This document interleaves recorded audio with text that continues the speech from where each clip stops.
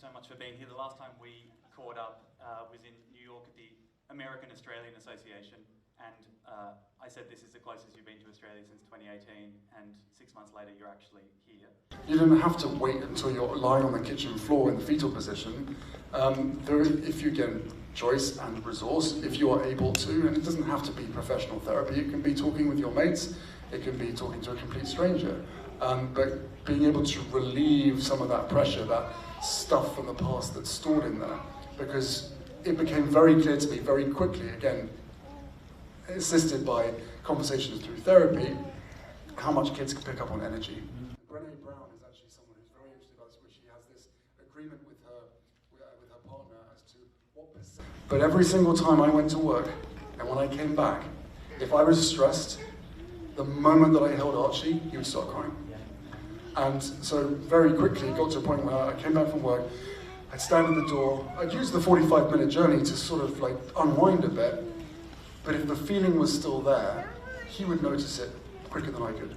Yeah, I love that. What percentage capacity she has when she comes back. You want to be everything you assume your kids want you to be. And also at the same time, I think probably consciously, but also subconsciously, you're thinking, how do I parent my kid or kids the same way that I was parented as well? And what can I use that's been really good for my own experiences, and what can we evolve and what can we improve on? And I think that's the same for so many dads around the world. And one of them is at 90, well then the one that's at 90 can actually do bath time, dinner time. But then after that, there are hours, days, weeks, for some guys months. Certainly for me, it lasted a couple of weeks, where you are wondering what to do. What can you do? Because the baby is probably breastfeeding, and you don't feel as though you have much of an active role in that. And because I was aware of it, because I was warned about it, that helped me massively, because I was like, okay, if I can't help him, then I'm gonna help my wife. I'm gonna help mum, and I'm gonna constantly just over-offer. And everything else that comes from that. So I think more than anything, it's about being open. If there was ever any doubt about who truly holds the hearts of the people, look no further than the streets of Australia right now. Prince Harry and Meghan Sussex are currently on a whirlwind tour of the land down under, and let me tell you, the energy is absolutely through the roof. While the Rota and the critics back in the UK are losing their minds over every single move the Sussexes make, Harry and Meghan are doing what they do best, leading with purpose, dignity, and a genuine love for service. We are currently on day 2 of this incredible tour, and the news just coming out of Canberra is nothing short of legendary. Prince Harry, the Duke of Sussex, the man they tried to strip of his titles, the man they tried to sideline, has just made an announcement that has sent shockwaves of joy through the veteran community. This isn't just a small update, guys. This is a massive expansion of the Invictus movement that proves Harry's vision is growing faster than ever before. In today's video, we're diving deep into the details of Harry's new chapter for Invictus, the emotional scene at the Australian War Memorial, and how Meghan stood by his side as they once again showed the world what true royalty looks like. It's about impact, not just optics. It's about veterans, not just protocols. Harry and Meghan arrived at the Australian War Memorial for the last post ceremony. For those of you who don't know, this is one of the most sacred traditions in Australia. It honours those who have served and sacrificed. Now, we know how much the military means to Harry. He isn't just a royal showing up for a photo op. He is a veteran. He served 2 tours in Afghanistan. He has seen the cost of war firsthand, and you could see it in his eyes. There is a weight of responsibility he carries that the critics, the ones who sit in comfortable studios in London, will never, ever understand. Meghan was there, looking absolutely radiant but appropriately sombre, supporting her husband in a way that only she can. The chemistry between them is just undeniable. They are a team, a unit. While the British tabloids try to manufacture cracks in their marriage every other week, here they are, stronger than ever, focused on the mission.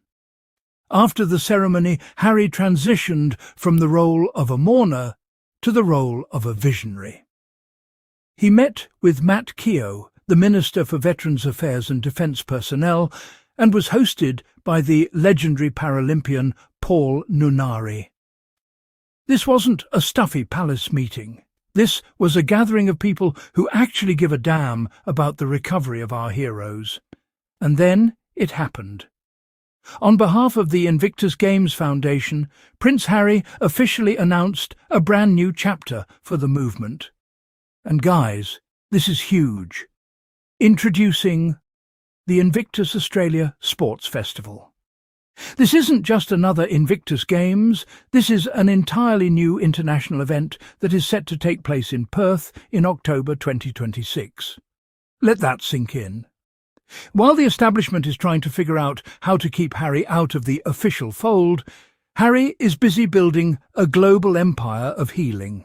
The Invictus Games Foundation, with Harry as its patron, is partnering with Invictus Australia and ATCO to deliver this festival. But what makes this new chapter so special? Harry explained that this festival is about expanding the opportunities for recovery through sport beyond the traditional Invictus Games cycle. We know the Games are incredible, but they only happen every couple of years.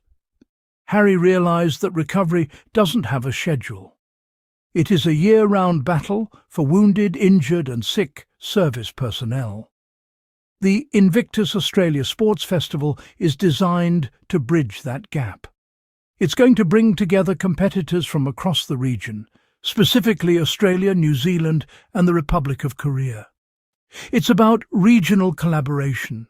It's about making sure that the transformative power of sport isn't just a once-in-a-while event, but a constant pathway to connection and health. Now, let's take a moment to address the noise. You know the ones I'm talking about. The experts who claim Harry has lost his way since leaving the UK. The people who said he would be irrelevant without the Buckingham Palace machine behind him. How's that irrelevance looking today? Harry is in Australia, being received like a world leader. He is launching international festivals. He is securing funding and partnerships with major organisations like ATCO. He is doing the work that actually changes lives. The critics love to say that Harry is using his title. No, Harry is fulfilling the promise he made when he donned that uniform. He is using his platform to make sure a veteran in a wheelchair in Perth or a wounded soldier in Seoul feels seen and supported. While the royal family back home is struggling with PR disasters and a lack of modern connection, Harry and Meghan are out here being the global royals the world actually wants. They are relatable, they are driven, and they are effective. The announcement in Canberra proves that Harry doesn't need a balcony. He doesn't need a gold carriage. He needs a microphone, a mission, and his wife by his side. The Invictus movement is his legacy, and it's a legacy that is outshining anything his detractors are doing right now. They can try to take his honorary titles, but they can never take his impact. One of the most brilliant parts of this announcement that many people might overlook is the Observer programme. Harry isn't just thinking about the nations competing in 2026, he's thinking about the future. The festival in Perth will host a programme specifically for other nations in the Indo-Pacific region who are interested in developing their own sports recovery initiatives. Harry is literally teaching the world how to take care of their veterans. He's fostering regional collaboration. Think about the diplomacy involved here. Bringing in New Zealand and the Republic of Korea. This is high-level international relations. Harry is acting as a bridge builder. He's ensuring that the Invictus spirit spreads to countries that might not have the infrastructure yet to support their wounded warriors. This is the new chapter he spoke about. It's about building a global network where the power of sport is accessible to everyone, regardless of where they live. It's inclusive, it's forward-thinking, and it's exactly why the youth and the veteran community look up to him. And let's talk about Meghan for a second. The way she looks at Harry during these announcements, it's pure pride. She knows how hard he has worked on this. She knows the sleepless nights and the passion he pours into Invictus. Meghan isn't just a +1. She is an integral part of the Sussex brand of service. Her presence in Australia has been a masterclass in grace. From her interactions with the public to her support of Harry's initiatives, she is proving that she belongs on the world stage. The media loves to paint her as a distraction, but in reality she is an accelerator. She brings a spotlight to these causes that wouldn't be there otherwise. When Meghan is at an Invictus event, the world watches. And when the world watches, these veterans get the recognition they deserve. Together, they are a force of nature. They are showing that you can be successful, happy, and impactful on your own terms. They chose a life of service is universal, and they are living it every single day of this Australia tour. Let's get into the details of what this festival will actually look like. October 2026, Perth. It's going to be a celebration of resilience. By focusing on the regional aspect, Australia, New Zealand and Korea, Harry is making the movement more intimate and more frequent. One of the biggest challenges for veterans is the post-Games blues. You go to the Invictus Games, you feel the high, you feel the community, and then you go home and feel isolated again. This new chapter solves that. It creates year-round pathways. It encourages local sports clubs and national organisations to keep the momentum going. It's about sustainable recovery. Harry's statement said it best. The Invictus Australia Sports Festival reflects the Foundation's ongoing commitment to building a global network of recovery opportunities, ensuring that the transformative power of sport is accessible to more members of the wounded, injured and sick service community worldwide. This is about the transformative power of sport. It's not about who wins the gold medal. It's about the person who finds the strength to get out of bed because they have a team waiting for them. It's about the family who gets their husband or wife back because they found a new purpose. That is what Harry is building. You have to look at the contrast here, guys. While Harry is in Canberra making these life-changing announcements, what is the rest of the royal family doing? They are stuck in the same old cycles. The Sussexes have modernised what it means to be a public figure. They are leveraging digital media. They are creating global partnerships. And they are doing it with a level of transparency that is refreshing. Critics will say, "Oh, they are just doing it for the cameras." Well, if doing it for the cameras results in an international sports festival that helps thousands of veterans recover from PTSD and physical injuries, then I say, bring on the cameras. The results speak for themselves. The Invictus Games Foundation is a powerhouse. It is respected globally. And it is all thanks to Harry's refusal to give up on his mission. He could have walked away from everything and lived a quiet life in Montecito. But he didn't.